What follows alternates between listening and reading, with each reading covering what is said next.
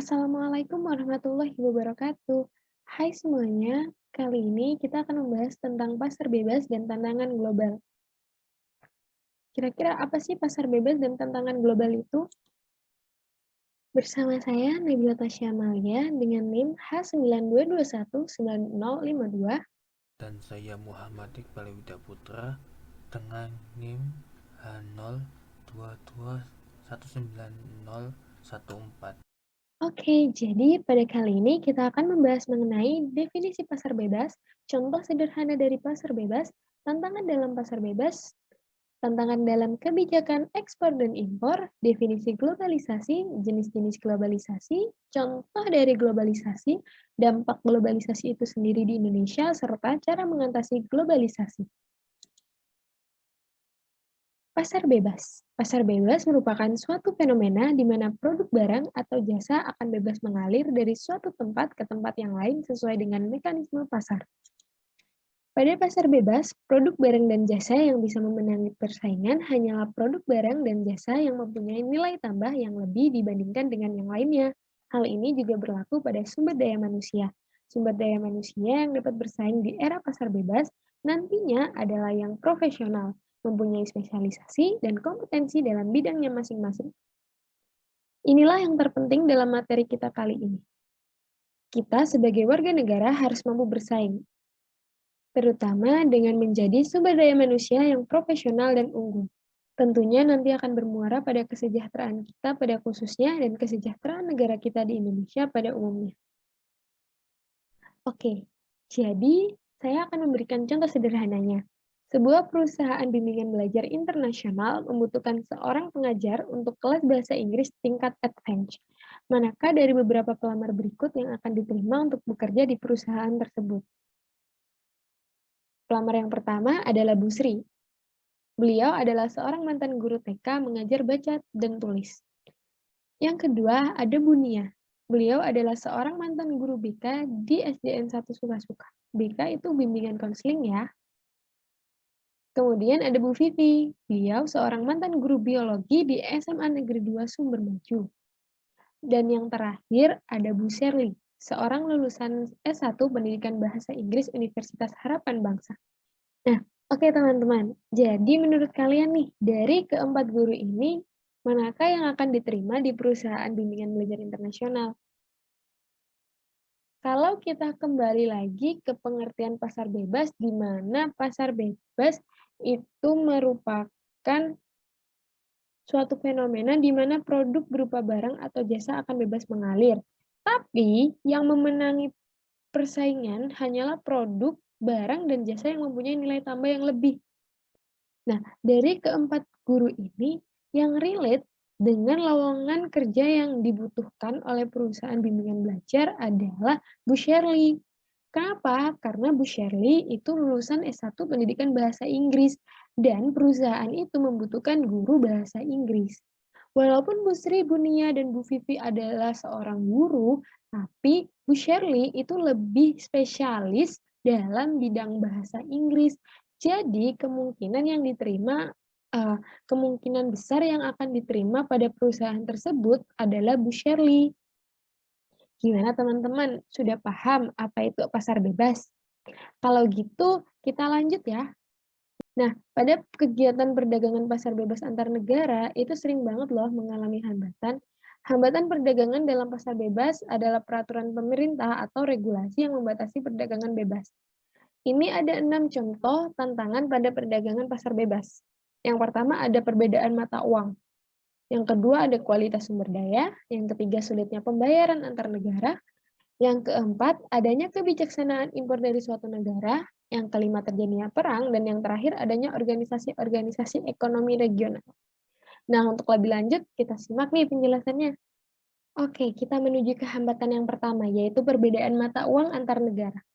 Setiap negara pasti memiliki mata uang tersendiri. Oleh karena itu, timbullah perbedaan mata uang antar negara. Ketika sebuah negara melakukan ekspor impor, pembayarannya akan berkaitan dengan nilai uang itu sendiri, sedangkan nilai uang setiap negara kan berbeda-beda. Hal itulah yang menyebabkan terhambatnya perdagangan pasar bebas.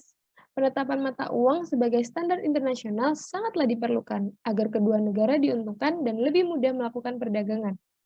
Yang kedua, kualitas sumber daya yang rendah. Kualitas hasil produksi sangatlah berpengaruh terhadap nilai jual, dan ketika kualitasnya yang rendah, maka hasil produksi tersebut tidak akan mampu bersaing pada perdagangan pasar bebas. Kan tadi di awal sudah dikatakan bahwa yang bisa memenangi persaingan hanyalah produk barang dan jasa yang mempunyai nilai tambah yang lebih. Nah, ketika kualitasnya rendah, apakah dia akan memiliki nilai yang lebih? Tentu saja tidak. Oleh karena itu, kualitas hasil produksi yang rendah akan menjadi hambatan dalam perdagangan pasar bebas. Hambatan yang ketiga yaitu sulitnya pembayaran uang antar negara. Negara yang melakukan kegiatan perdagangan internasional secara tunai akan beresiko tinggi dan mengalami kesulitan pembayaran. Jalan keluarnya adalah melalui clearing internasional atau telegrafik, transfer, atau melalui LC. Hambatan yang keempat, adanya kebijaksanaan impor dari suatu negara. Setiap negara kan pasti akan melindungi produk hasilnya sendiri. Oleh karena itu, selalu ditetapkan tarif impor yang bisa jadi suatu hambatan bagi negara lain untuk melakukan perdagangan. Ngomongin impor, pasti nggak jauh-jauh dari ekspor. Nah, ada beberapa tantangan dalam kebijakan ekspor dan impor. Di antaranya, bea cukai atau tarif. Bea cukai itu tindakan pungutan pajak dari pemerintah terhadap barang ekspor dan impor, serta suatu barang yang memiliki karakteristik khusus. Contohnya kalau di Indonesia adalah rokok. Kemudian tantangan yang kedua adalah kuota impor. Banyaknya unit yang akan diimpor selalu dibatasi guna untuk membatasi jumlah barang tersebut di pasar dan menaikkan harga produknya. Oleh karena itu, kuota ini kadang menjadi hambatan khusus dalam kebijakan ekspor impor. Tantangan selanjutnya adalah subsidi. Subsidi merupakan suatu bentuk bantuan keuangan yang dibayarkan untuk bisnis atau sektor ekonomi. Sebagian dari subsidi diberikan pada pemerintah dari produsen atau distributor. Contohnya adalah subsidi untuk mendorong penjualan ekspor. Subsidi dianggap suatu bentuk penghalang perdagangan dengan memproduksi barang dan jasa domestik yang kompetitif terhadap barang dan jasa impor. Subsidi memakan biaya ekonomi yang cukup besar dan mengganggu pasar. Bantuan berbentuk subsidi bisa datang dari suatu pemerintahan, tetapi bisa juga subsidi bisa mengarah pada bantuan yang diberikan oleh pihak lain, seperti perorangan atau lembaga non-pemerintah.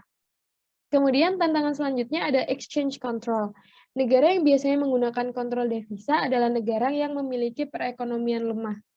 Kontrol tersebut memungkinkan negara yang ekonominya lebih membatasi jumlah nilai tukar yang masuk dan keluar. Selanjutnya ada state trading operation, yaitu kegiatan ekspor yang dilakukan oleh pemerintah. Kegiatan perdagangan tersebut dilakukan sendiri oleh pemerintah sesuai dengan kebijakan di bidang perdagangan internasional. Dalam hal ini, state trading operation merupakan sebuah penghambat perdagangan karena pemerintah turun langsung mengontrol kegiatan perdagangan internasional sehingga tidak mudah masuk ke dalam negeri, sehingga produk dalam negeri tetap dapat bersaing. Yang terakhir ada dumping. Dumping merupakan penjualan barang yang bernilai tinggi dari harga beli, baik yang dijual di luar negeri maupun dalam negeri, yang tetap mendapat untung, yang dapat mengakibatkan barang yang dijual sulit terjual, sehingga barang produsen dari dalam maupun luar negeri enggan mengekspor barang kembali akibat adanya hambatan tersebut. Adapun beberapa motif dari politik dumping, yaitu antara lainnya, yang pertama, harapan dari barang yang diminati dari dalam negeri hendaknya dapat terjual di luar negeri. Yang kedua, memperkenalkan suatu produk dalam negeri ke negara lain. Yang terakhir adalah berebut pasar luar negeri. Nah, kita balik lagi nih ke hambatan-hambatan yang bisa terjadi dalam pasar bebas. Yaitu yang selanjutnya adalah terjadinya perang. Terjadinya perang dapat menyebabkan hubungan antar negara terputus. Suatu negara yang sedang berperang, pasti kondisi ekonominya akan mengalami penurunan. Hal ini dapat menimbulkan hambatan dalam perdagangan antar negara. Dan hambatan yang terakhir, adanya organisasi-organisasi ekonomi regional. Pada suatu wilayah regional, biasanya terdapat organisasi-organisasi ekonomi yang kebijakan dan peraturannya hanya mementingkan kepentingan negara-negara anggotanya saja. Oleh karena itu, jika ada negara lain yang di luar anggota tersebut akan mengalami kesulitan dalam berdagang. Oke, jadi sampai sini gimana? Kalian sudah paham kan apa itu pasar bebas dan hambatan apa aja yang bisa terjadi di pasar bebas? Kalau sudah paham, kita lanjut yuk ke globalisasi. Apa sih globalisasi itu? Selanjutnya yaitu pandangan globalisasi. Cara selanjutnya yaitu pandangan globalisasi, yaitu cara bahasa yang artinya sebagai suatu sosial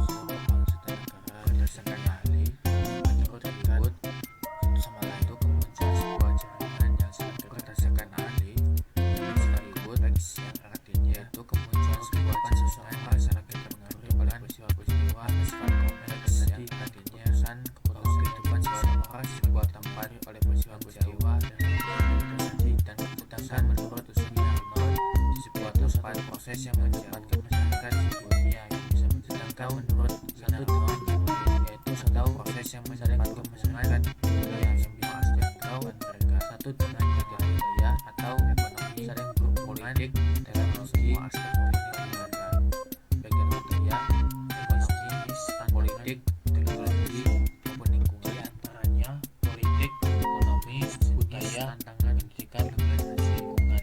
Di antaranya politik, ekonomi, budaya, globalisasi pendidikan, dan ditandai dengan munculnya organisasi-organisasi internasional yang anggotanya politik berbagai negara. Ditandai dengan munculnya organisasi internasional yang anggotanya berasal dari berbagai negara. Contohnya tujuan sama Indonesia dan menciptakan masyarakat dari anggota keselarasan antara visi poros. Contohnya yaitu kerjasama Indonesia dan Indonesia dengan keselarasan antara visi poros dunia terdapat kepentingan Indonesia dapat melihat inisiatif. Lalu ada globalisasi ekonomi yaitu terjadi ketika transaksi ekonomi. Lalu ada globalisasi ekonomi yang bersifat global yaitu terjadi Created using Powtoon. dunia menjadi terbuka.